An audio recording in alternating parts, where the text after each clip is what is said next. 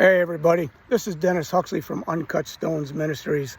If you know me, then you probably know that I'm connected with a very effective and dynamic ministry in Pakistan under Pastor Anak Babar.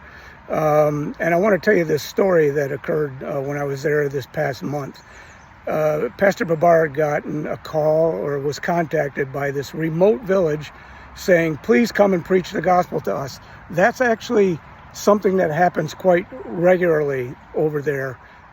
Pastor Babar is becoming very well known, and these remote villages contact him on a weekly and sometimes a daily basis saying, please come and preach the gospel to us. So we went to this village. We didn't know anybody there. It was a remote village, about 250 people there, believers all. What we didn't know at the time was that many of those believers had come from other churches and other villages. Fast forward, and what's going on now is these believers are going back to their churches and they're saying to their pastors, look at what Pastor Anak is doing, and what are you doing? What are we doing? Pastor Anak is promoting the gospel. He's doing the Great Commission. But what are we doing? And so these believers are questioning whether or not to abandon their pastors.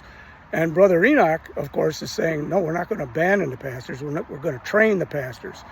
And that's a segue into something that weighs heavily on my heart, as well as Pastor Enoch and others connected with this ministry. Evangelism is easy in Pakistan. Like I said, they're contacting Pastor Enoch and saying, come and preach the gospel to us all the time. The need is for workers, and we have a lot of workers, and they're very dedicated, but some of them get born again one day and they're in the mission field the next. The need is to train workers, and we've tried a number of methods for training workers. None of them have been adequate. Okay, so we have known for a long time we need a building. So we located a building. We stepped out in faith. We told the owners we're going to purchase this building.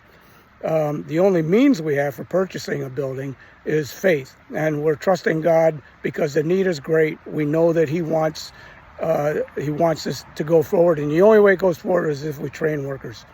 So pray with us about this building. We're very excited about it. We could buy that building if we had $23,000 cash. So we're not talking about a lot of money. But anyway, stand with us in prayer, believing that God is going to provide. And when we get this building, we can do full-day seminars. We can do 3-day seminars. We can do 2-month intensive. There's all kinds of things that we can do if we have this building. So anyway, we're believing that we do have it, and we want you to believe with us. Thank you.